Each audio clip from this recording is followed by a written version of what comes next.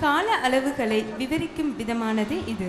இன்றைய நிகழ்ச்சியில் நம்மிடையே இதோ ஜதீஸ்வரம், ராகம் கல்யாணி, தாளம் திஸ்ர ஏக்கம். இயற்றியவர் தஞ்சை நால்வரில் ஒருவரான கே பொன்னையா. இதோ ஜதீஸ்வரம்.